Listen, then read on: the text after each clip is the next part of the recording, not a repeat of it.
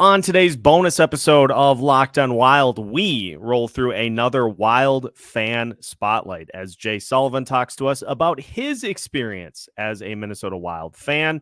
And we also turn the tables as the host will be asked some questions about my background. So we will talk about all that on today's bonus episode of Locked on Wild. We are your team every day.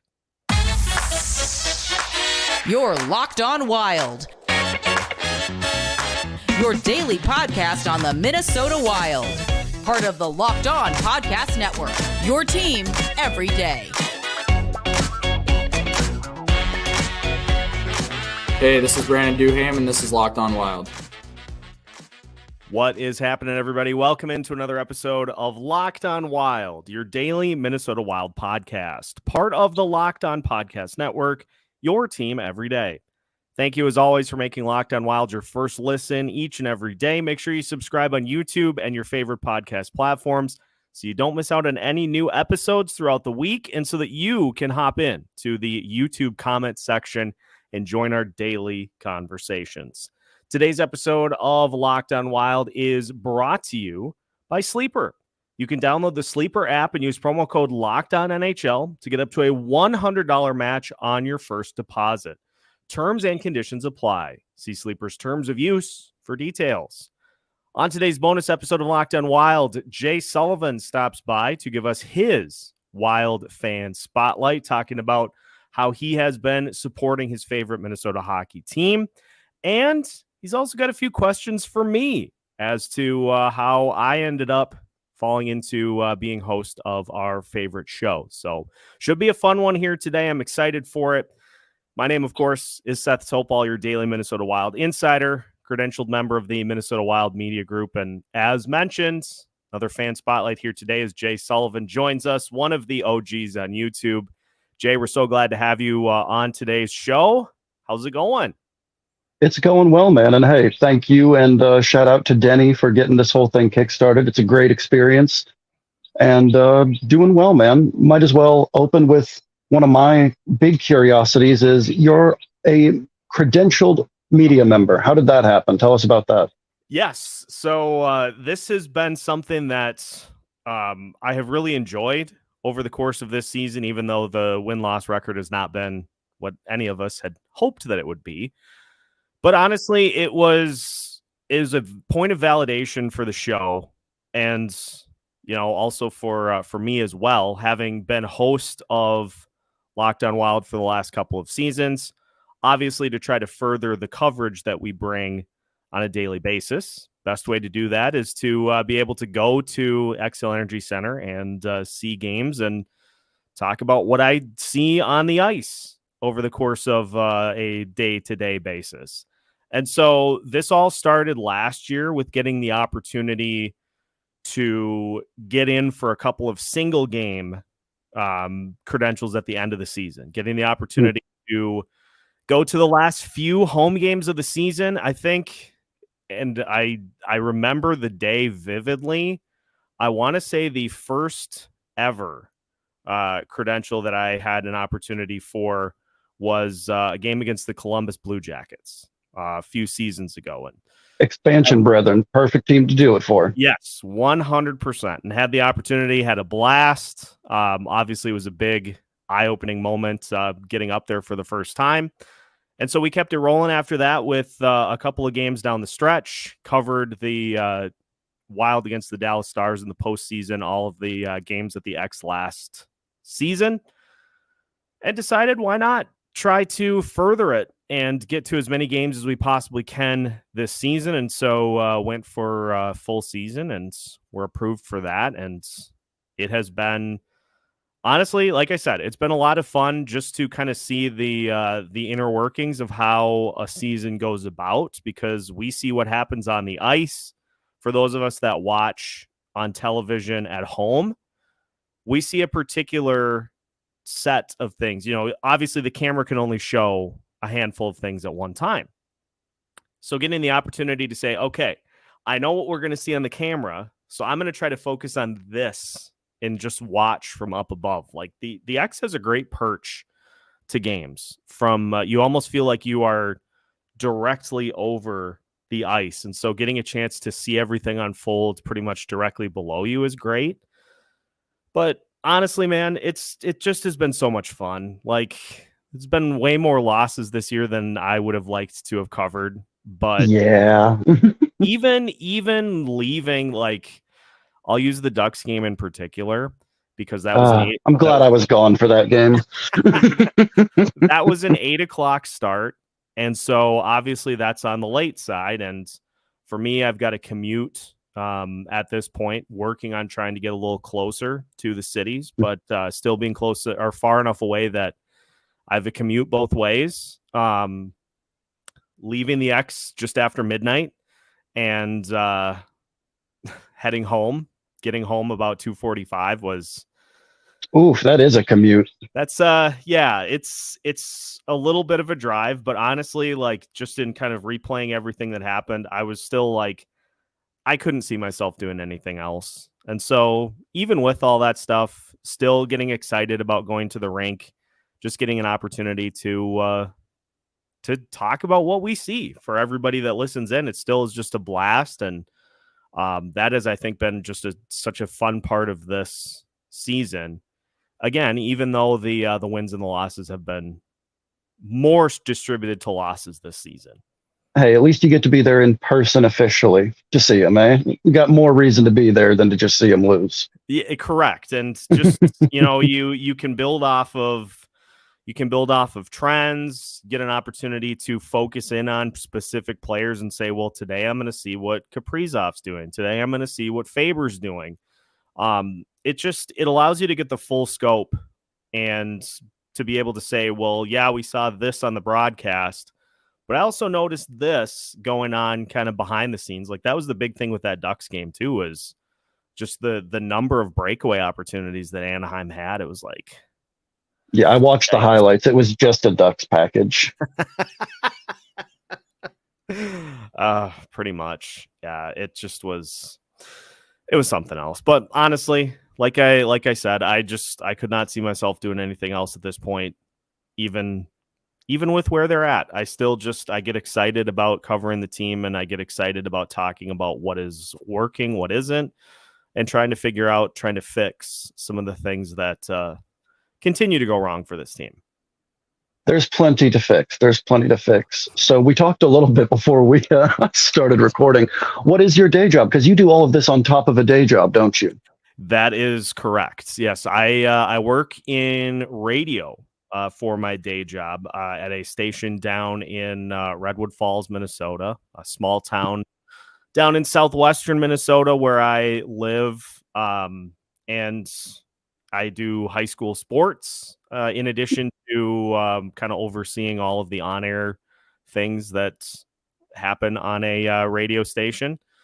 And so there are nights where there are conflicts between the two. And so that becomes kind of a coin flip. Of course. Depending on which one was the last one to get the short end of the stick.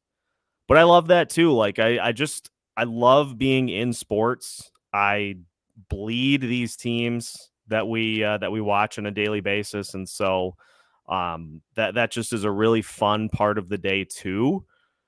I wish I could do more of that while also doing more of Locked On Wilds. Maybe there just needs to be a situation in which I find a way to clone myself and I can have one do one and one do the other, and then we find a happy medium. But for now, it does require a 2-ish hour commute to the XL Energy Center for games, which is that's a journey. Yeah, that's a lot out of your day, man. Yeah, it makes it fun. I listen to podcasts on the way to and from, so I'm still getting I'm getting some ideas for stuff to cover on my way there, and then mostly just relaxing and reacting on the way home. Just, it's weird that the drive is not as big of an obstacle because I don't actually mind long car rides. Like, yeah, fair enough. I was a delivery driver for years, so I get that. There you go. Yeah, just throw some music on and just let the road take you where you need to go. Exactly. Today's episode of Locked on Wild is brought to you by FanDuel Sportsbook. Happy Super Bowl week for those who celebrate, courtesy of FanDuel, America's #1 sportsbook. If you're like me, Super Bowl Sunday is all about these key factors. Finding the best seat in the house, whether you're at a Super Bowl party or just enjoying from your living room.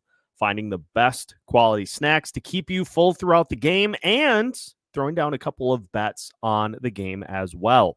FanDuel has plenty of options to make sure that Super Bowl 58 is a win for you, courtesy of FanDuel.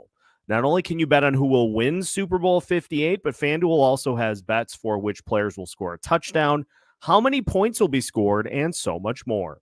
Plus, new customers, if you join today, you get $200 in bonus bets if your first bet of $5 or more wins. Visit FanDuel.com/lockedon to sign up today. That's FanDuel.com/lockedon. So, how did you actually get into hockey? Because I know you've mentioned on the show before that you've really, quote unquote, only been a fan for like 3 or 4 years now, but you've dove absolutely headfirst into it. Yeah, and I'll be right up front in that I have pretty much zero hockey backgrounds, which probably seems weird for somebody that hosts a hockey show.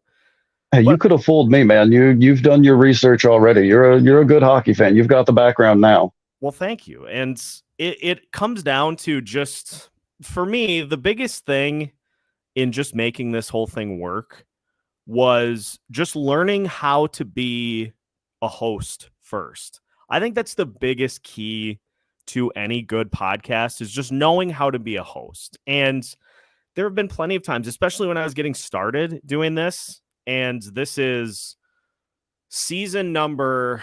So I came in midway through the season in which the Wild played the Vegas Golden Knights in the postseason.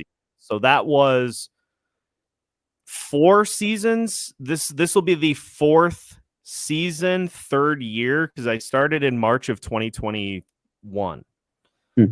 So that part is a little confusing. But even when I started, like, my big thing was always just to try to figure out how to be the host first. Like, you can find people to fill time if you don't really know how hockey works, and I did that kind of to start. But then as you plunge yourself further and further into it, and for everybody that listens, my big thing is just simply stating what I see. And if it uses the appropriate hockey terminology, that's great. If not, we find a way to get to where we need to go. But you have to be a good host first. If you're not a good host, then it doesn't matter how good your hockey knowledge is, because if you can't handle the transitions through the show and knowing when to kind of cut something off, when to keep a topic going, when to cut it off and move on to the next thing, if you don't have all of those elements in a good spot, then the overall show suffers. And so it has been something that has been really eye-opening for me, just in learning a sport essentially completely from the ground up, but knowing that I can talk my way through things that I don't understand, because we keep that flow going. We prioritize the vibes here on Locked on Wild. And so as long as everybody's having a good time, that's my big thing. And so honestly, it came down to the resumption of the NHL after COVID in the bubble. I've talked at length about some of the things that the NHL has not done well at various points throughout the last few years. But honestly, the thing that they have done the best is how they brought hockey back to our television sets. Had games going from 11 a.m. to 11 p.m. And I just remember at that point, I was a kind of co-host of a hockey podcast at that point, but I more so was just there to have fun. It was a show in which we would have wine and would just record and talk about various things, but I had no idea what I was talking about at that point. Hey, that's how you start to learn what you're talking Exactly. about. Yeah, you just got to get the reps going. And so I remember vividly sitting on my couch and seeing that there were going to be NHL games on all day. And so I just said, "No, there's nothing else. There's nothing else on. There's nothing else in the sports world. I might as well give it a shot." And it may sound kind of crazy, but that really was all it took for me, is just actually sitting watching a hockey game and seeing the flow. The flow is, of all of the major sports, probably the best that you get. Oh, yeah. It is the most fast paced of the big four for sure. Yeah, there's so little downtime unless you get a ton of whistles. The game just moves along. There are big hits, there are flashy goals, there are amazing saves by goalies. I sat and watched the whole day, 11 a.m. to 11 p.m. Watched the whole day, and at that point, I was like, you know what? I'm hooked. I could see myself watching hockey way more than I currently do, and kind of to pivot off of that, there was a part of me that was like, where has this been all my life? So Mm-hmm. all it took, all it took was one day of just watching the resumption of the bubble, and it was like, okay, now we need to start to watch a little more of this and to try to figure out what is happening in these games. And the rest, as they say, is history. I love that, man. And I think that the things you espoused wanting to do well on the show, you absolutely do very well. Because I only started listening 4 or 5 months ago. I don't think I was even listening at the very beginning of the season, but I was at work one day and was just needing another hockey podcast to listen to, and found you and haven't looked back.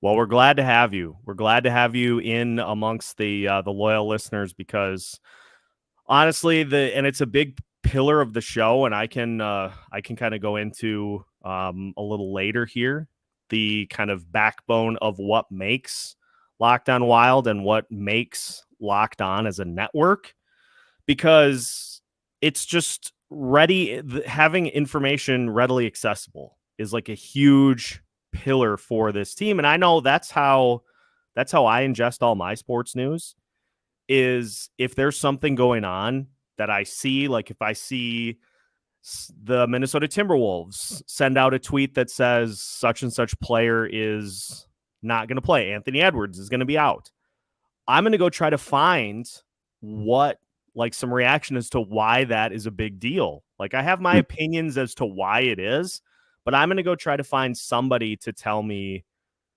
what I need to know about that particular injury or illness, whatever it may be.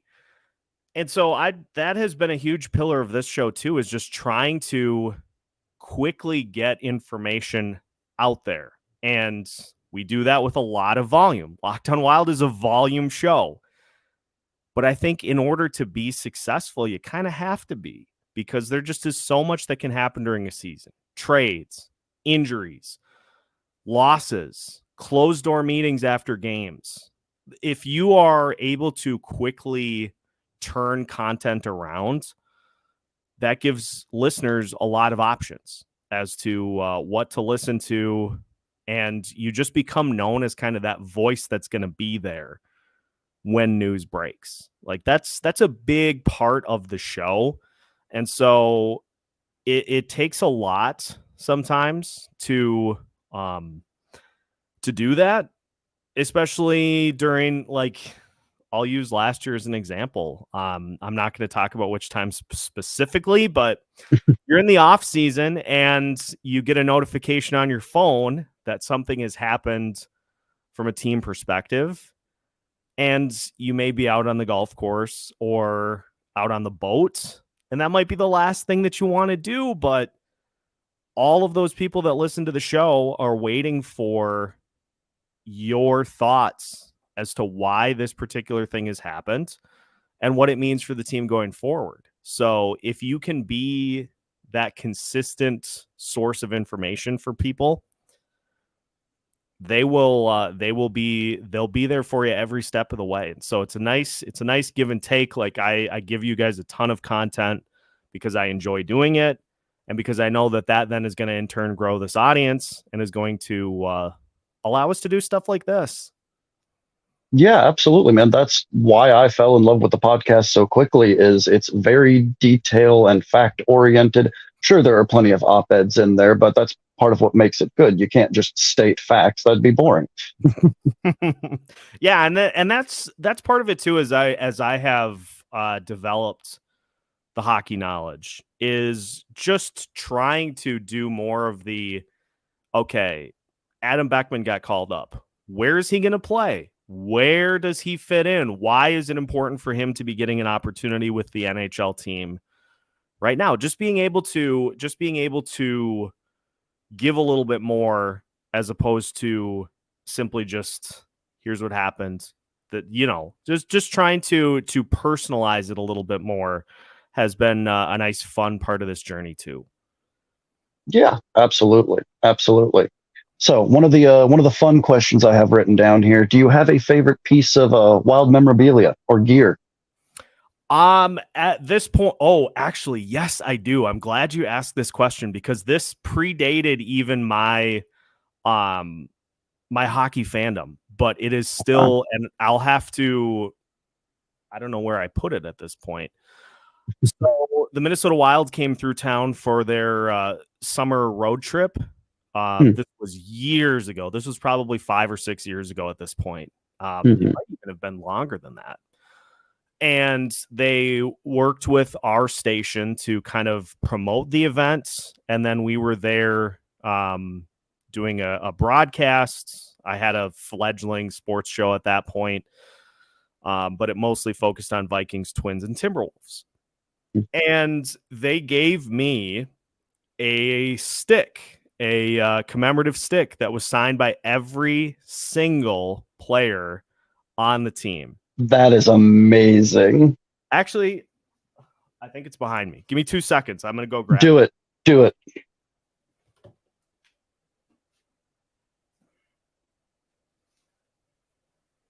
Oh, yes. Look at that beauty. That is excellent. I'm going to try not to knock anything down here. So my light will gradually. Oh, I love that. Come back in on that. So yeah, this is going to be going back up on the wall as part of the backdrop. I haven't committed to anything for the backdrop really yet because I keep coming up with different ideas, but this is going to be a big part of it. That's got to be the centerpiece, man. That's gorgeous. I'm going to have to even go through and try to see who exactly is on this. I'd have to, I think it's probably been about 6 years since I got that, but that and autographs are unreadable anyway. So good luck. Good luck. That's the piece. That's the commemorative piece right there. That is probably the one that I treasure the most at this point. So that's fantastic. I love that. I'll have to show off a couple of my own here. We've got the reverse retro from the first year. Love that. The first jersey I ever got, good old center ice jersey. Ooh. The first year with the beautiful weird shoulder patches. I love those. And I've got more stuff inside, but not worth bringing out 10 or 20 things. I've got a lot of wild stuff. As you can see, I'm wearing some more. And my amazing girlfriend, the coup de grace, got me these actual like branded up Nike high tops for Christmas. Way. I know. Gorgeous. Wow. Those are upper echelon. Those are elite tier. I like that. They really are. They only get brought out for the important games, but we don't have many of those left this year, so they'll be on the shelf collecting dust until next season. There's always next year. That's great. Jay, any more questions for me, or I'd like to flip it then and talk about your Minnesota Wild fandom. One more quick little one. Do you have a hockey fantasy team? I did. A couple of years ago, I did my first fantasy hockey team, but I have not over the last couple of seasons. I went through a bit of a burnout with fantasy football because I used to be somebody that was just super into that. I think if I'm being honest, and this is kind of embarrassing, I think I was in at like 15 leagues at one point. Oh no, Seth. You just get you get friends that ask, hey, we need one more. We need one more for our fantasy team. And I'm somebody that likes to help people. So I didn't want to I didn't want to feel like I was letting anybody down. So I just said yes to all of them. And honestly, it burned me out. And that would burn out most people. That's understandable. So I scaled all the way back. I was in one league, one fantasy football league this past year. But now that I've kind of gotten the itch back to kind of get back into it, I think there is going to be, and this is a breaking news announcement, I think there will be a couple of Locked On Wild fantasy hockey leagues that will probably pop up. Let's go. So keep an eye on that. I love that. We'll do a few of those for next year. And depending on demand, we'll open up as many of those as we need to. I love it, man. That's a great idea. So yeah. All right. I've made you chat enough. The floor is yours. Today's episode of Locked On Wild is also brought to you by Sleeper. The NHL season is past the halfway point, and with the Minnesota Wild out of postseason contention for now, you can still win big by playing daily fantasy hockey on Sleeper, the official daily fantasy app of the Locked On NHL Network. Sleeper is our number one choice for daily fantasy sports and especially daily fantasy hockey, because with Sleeper, you can win 100 times your cash in daily fantasy hockey contests. All you have to do is pick whether players like Kirill Kaprizov, Matt Boldy, Marco Rossi, or Brock Faber will record more or less than their Sleeper projections for things like goals, assists, saves, plus minus, or more in a given game. Use promo code LOCKEDONNHL and you'll get up to a $100 match on your first deposit. Terms and conditions apply. That's code LOCKEDONNHL. See Sleeper's terms of use for details and locational availability. Well, first off, I just want to get Jay a sense of how long you've been a fan. What drew you to the Minnesota Wild, and how long have you been a fan of our favorite team here in Minnesota? I've been a fan for about 10 years now, going back to high school, but I came to it in a very roundabout fashion. I grew up in Minnesota. I grew up about half an hour north of the Twin Cities in a little nothing town called Newmarket, and never gave a single hoot about hockey, not a single one, until we moved down to Atlanta, which the Thrashers were long gone at that point. Not that they would have been a good introduction anyway.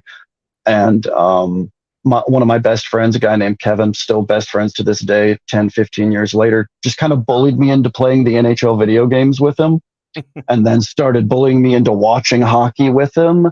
And I just fell in love with the sport, kind of like you did. It didn't take that long once I was exposed to the game that I just fell in love with it. And I figured, well, might as well cheer for the hometown team, even if I'm not there anymore. Yeah, it's amazing how many people, if they start here, even if they move to other areas, they still have that affinity for the hometown teams and can come back to that. It's just, we as Minnesotans just always have that tie to the teams that are here in the state. Like, even if I were to move to a different state, I would still be a Vikings fan, still be a Wild fan, still be a Twins fan. It just, those are the ties that are always going to stick with us. So that's great. It's funny you mentioned the Atlanta Thrashers, because I have been hoping, just because their Twitter account is still active, like they still have somebody that runs their Twitter account and still posts regularly. Who's paying for that? That's hilarious. Whoever is not getting paid enough. So I've always had a little bit of kind of an appreciation for the Atlanta Thrashers too. And if they ever move the Arizona Coyotes out of Arizona, maybe the Thrashers make a comeback. It's possible, man, with the new building and entire complex that they're building, actually only about 30 minutes from where I currently live. It's very possible. Bettman's always looking for more money. He hasn't said no yet. We'll see what happens over the next 5 or 10 years here. It sounds like they're going to be trying to come to some sort of a resolution on the Coyotes. So Yeah, we would have heard if they got new land at this point. They're either going to Salt Lake or they're going somewhere, man. I wanted them to work there, but I don't think it's going to work there.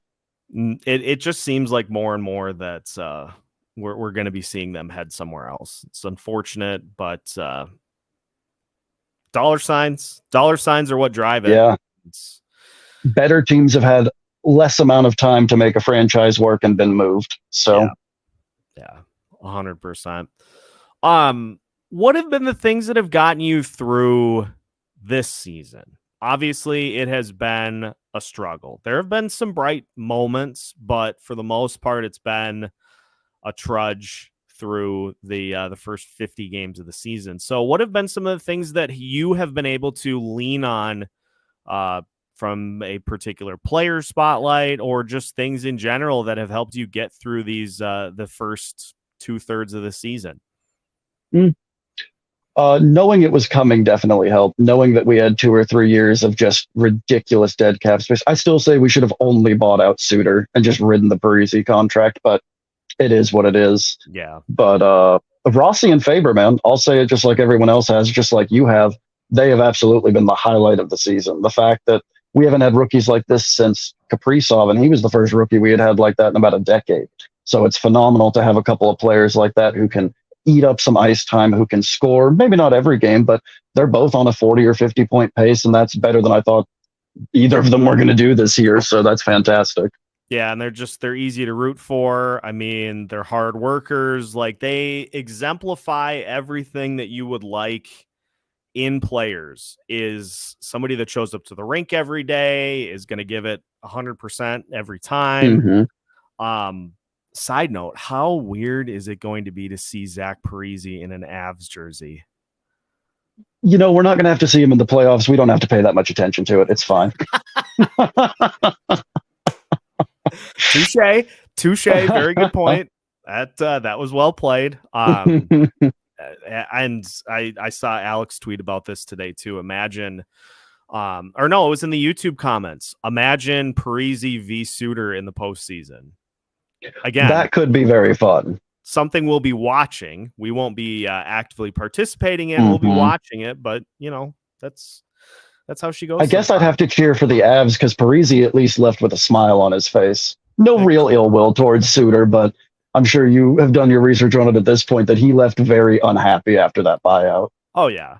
I actually remember some of the coverage after that happened. Cause again, that was another moment. Like you think about the like flashbulb moments of the Minnesota Wild here over the last few years. Parisi and Suter getting bought out. I remember because my phone just exploded and I was like, okay, I need to assemble the troops and we need to get some reaction to this. But I remember that was one of the things that I dove into after the fact. Like a couple days after the fact, it came out that it was via phone call and that whole thing. And I just am like, huh? Could have at least bought him dinner, but yeah. You know. It just that just was an amazing, like, you don't think that that's going to be a thing, but it absolutely was a thing after talking about the buyouts and the financial implications. There was a full episode talking about why a phone call. I'll have to go back and listen to that. I'm sure that's a fun one because why a phone call? And that was in like the infancy stages of the audience now. Like, and so I honestly, if there was a way to have that happen today, maybe not deal with all the ramifications of it, but have it happen today so that the reaction could have been, you know, live episode. Your counts would have gone through the roof. It's just one of those things. It was the Kevin Fiala trade. It was Dean Evison getting fired. It was Kirill Kaprizov getting hurt against Logan Stanley last year. And then it's been the postseason losses the last couple of years, are like the flashbulb, like, where were you moments that have happened with this team. And it predated my hockey fandom entirely, but I remember where I was when Parisi and Suter signed. Okay. I was on vacation over 4th of July, we had gone camping and we were listening to KFAN, and they had talked about it on the radio. And I just remember thinking, boy, that seems like a big deal, even though I don't follow the Wild at all. It was indeed a big deal. Yeah, it turns out that it had a little bit of impact, to say the least, on where we're at right now. So just amazing how these little moments kind of line up from years back to get you to kind of where you're at right now. And speaking of that, my final question for you, Jay, and again, we appreciate you hopping on here today. We appreciate you being a loyal listener, one of the commenters on YouTube. Really glad that these have worked out the way that they have. So I'll ask you kind of a blanket statement question to finish things off. Let's do it. What do you want to see the Minnesota Wild do between now and the end of the season? And you can take this in whatever direction you'd like, if it be trading particular players, firing particular personnel, whichever direction you'd like to take it in. What are things that you would like to see the Minnesota Wild do between now and the end of the season? I want Rossi, Faber, and Gus to play well. I want Kaprizov to play 18 minutes a night so that he's actually healthy next season. And I think we can win 10 or 15 of our games down the stretch and get a nice top 5 pick. I like that. That's kind of where I'm at with it. I think you embrace and exemplify greater good, because at this point, I haven't done a ton of research and will do more into what you could get with a top 5 pick, but I've heard people say that this draft has a lot of good defensemen at the top of the draft, and you could put somebody with Brock Faber for the next 10 years. Sounds pretty nice. That sounds pretty nice. Love that. So I love all of that. Again, we thank you, Jay, for joining today's episode. Just glad to have you along as one of the loyal listeners here to Locked on Wild, and we hope that the season doesn't spin further out of control, but let's be honest, it probably will. So, hey, it might as well be entertaining. If we're going to go down blazing and swinging. Yeah, let's do so with a smile. Indeed. Well, hey, thanks for having me on, man. This has been so much fun. Yes, my pleasure. Thank you for reaching out. And listeners, it's that simple. If you'd like to be part of a future Wild fan spotlight, all you have to do is email lockedonwild@gmail.com. We will get you lined up for a Wild fan spotlight coming up here between now and the rest of the season. It doesn't have to be right now. You can think about it. If you'd like to do that, just shoot an email and we'll get you lined up. You can also reach out to me on X as well at Seth Topes. Shoot me a DM if you'd like to be part of a fan spotlight. But love getting the opportunity to hear from the listeners and to throw some questions the other way too. I don't do enough of that myself, so love the opportunity to answer questions as well. That will do it for today's episode. So again, make sure to hit the like button before you hop out for the day, and make sure to subscribe on your favorite podcast platforms so you don't miss out on any new episodes throughout the week. We've got new episodes for you every Monday through Friday as part of the Locked On Podcast Network.